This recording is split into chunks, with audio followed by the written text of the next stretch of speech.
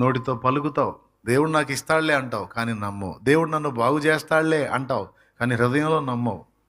భయంలోనే బ్రతుకుతావు, భయంలోనే బ్రతుకుతావు. మానసిక శాస్త్రవేత్తలు చెప్పింది ఏంటంటే,